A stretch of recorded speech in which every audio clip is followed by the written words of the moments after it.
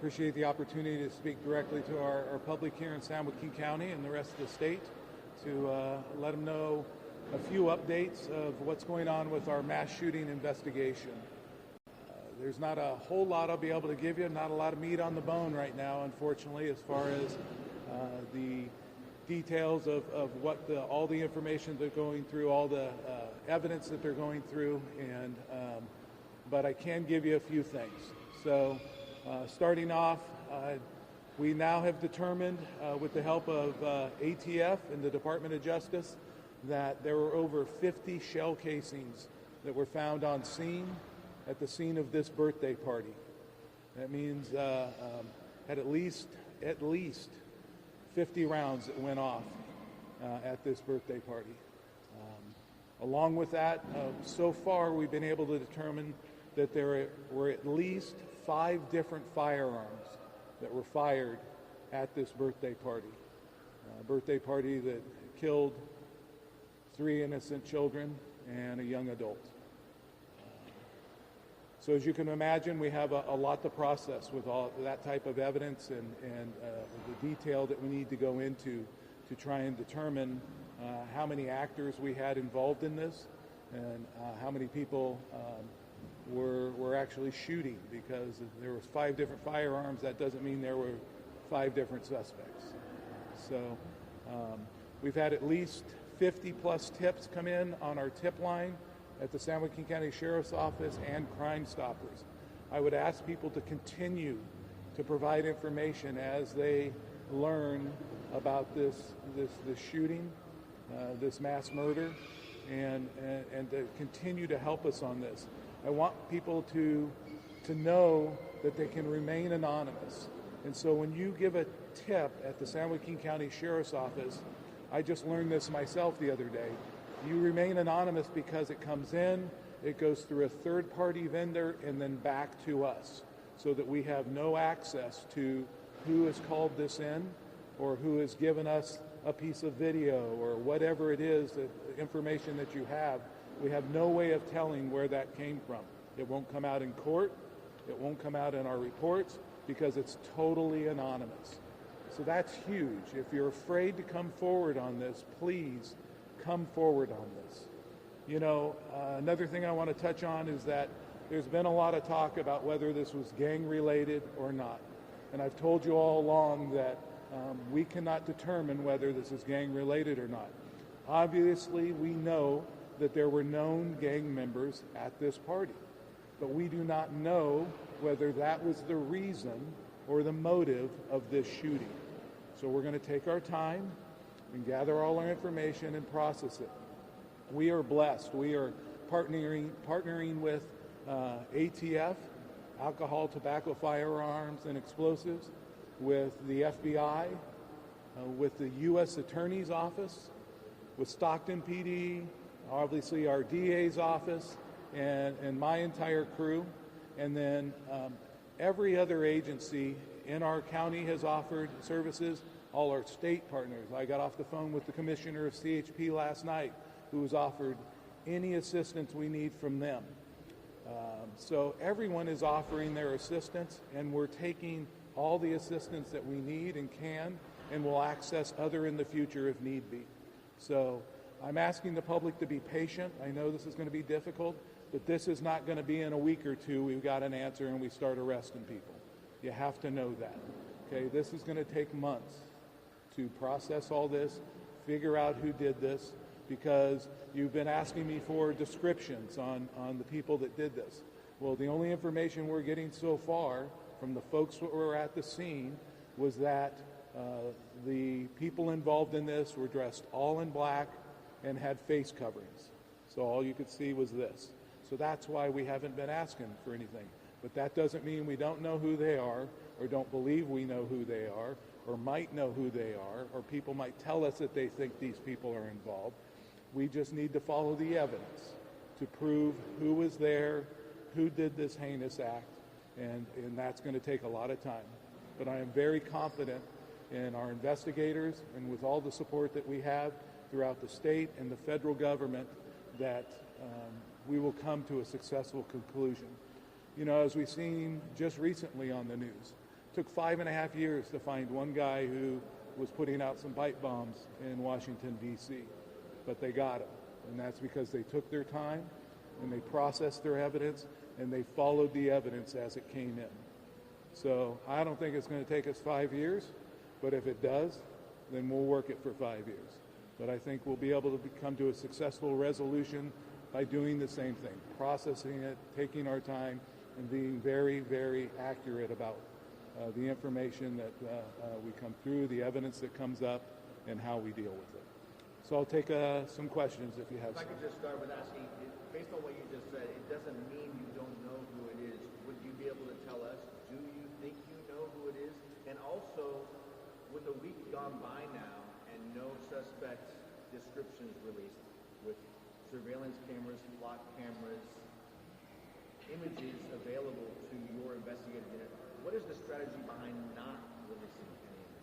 Well, a couple different questions there, but I think your one point that the images are available, but that doesn't mean we've had the time to go through the thousands of hours of images or cameras or things like that to possibly identify somebody.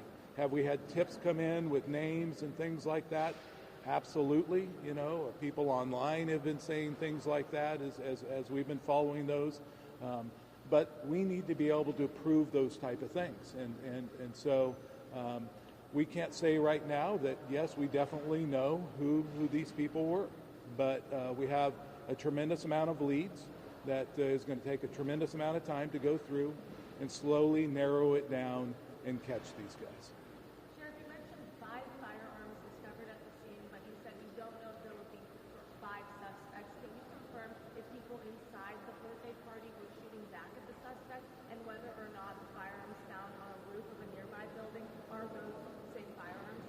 I can tell you, first of all, let me correct one thing. I didn't say that we found 5 firearms on scene. I said it was the shell casings. Tell us that there were at least 5 firearms, maybe more, because we're still processing those. And and we did find firearms on top of the roof. I do not know if ATF has tied that to these shell casings as being some of the firearms that were discharged there yet. But we have at least 5 firearms that we know were used.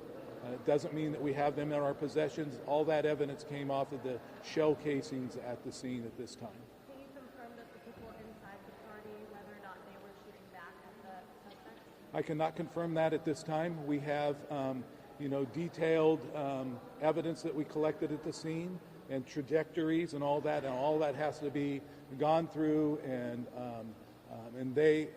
At some time during this investigation, we will be able to determine what direction those rounds were traveling, and that will give us information of where shooters were standing and what direction they were shooting.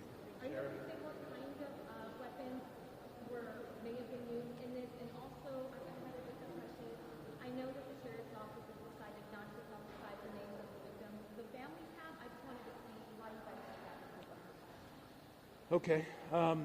We are not going to talk about the caliber or the type of firearms that were used in this. And we're not publicizing the names right now. It's really not my place. The medical examiner is the one who deals with the families and the deceased. That we used to do that as coroners. We don't do that anymore. And I'm very cautious about that. I've known over the years when I used to be a deputy coroner to be very cautious about mentioning names and things like that. And so I'm going to leave that up to the families and the loved ones to make sure that all their loved ones have been notified and nobody gets traumatized even more because they didn't know a family friend, a loved one, a family member was a victim of this case. Sheriff, the thousands of hours of video, I imagine some of it is surveillance. What other sources have you gotten video from, whether it's from people, from businesses? Where's the video coming from? You know, as you know, nowadays, we're all on camera all the time. So we're accepting video evidence and gathering video evidence from every possible location that we can. So as you can imagine, we'll obviously try and find video evidence around the scene of the crime and out from there. We'll take video evidence from anyone who will send it in on our tip line. You can download it there, again, anonymously, and we'll go through that frame by frame to see anything that we can out. So you can imagine there's going to be a tremendous amount of video to go through, and our federal partners at the FBI and our guys and Stockton PD and DAI, we're all going through that as quick as possible to try and start narrowing the scope of this investigation down. We have time for one more question. Oh, just to follow up on what you just said, so there is a lot of video evidence, but I believe you said in your initial response to me that you haven't been able to go through it all. It's been a week. Yeah. Have you been able to identify these suspects on video at any point following the shooting? I'm unaware of whether they've identified anyone at this time as being part of that shooting on that video evidence. Now, that doesn't mean that we think that somebody might have been involved in this or something like that, but at this time, I have not been briefed on anyone particular being identified via video evidence at this time. And one last one. Shots were fired into the house across the street during the event. Does that suggest people at the party returned fire? It could or it could not. We're going to have to look into that. And, it could be as the guys are turning to run away. They could be firing.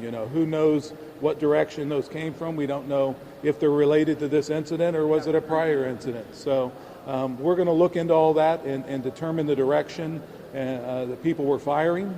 But that hasn't come out yet. One more. Sorry, Sheriff, just last question for you. You mentioned that you don't have the suspect description. Was there some type of getaway car involved in this, that those suspects were able to get away so quickly without people, getting a better look at them, or a description for that type of vehicle? I don't have a description or anything like that. I'm assuming, just like you, that obviously they left the scene somehow. I don't know what the mode of that transportation was at this time, but we'll be looking into that, and I'm sure we'll figure that out. Thank you. So thank you all for coming out this morning, and we'll try and keep you up to date on anything that we can release. We meet regularly, and my PIO team, who I think you all work well with, will keep you up to date and let you know. So God bless you and your families, and thank you so much.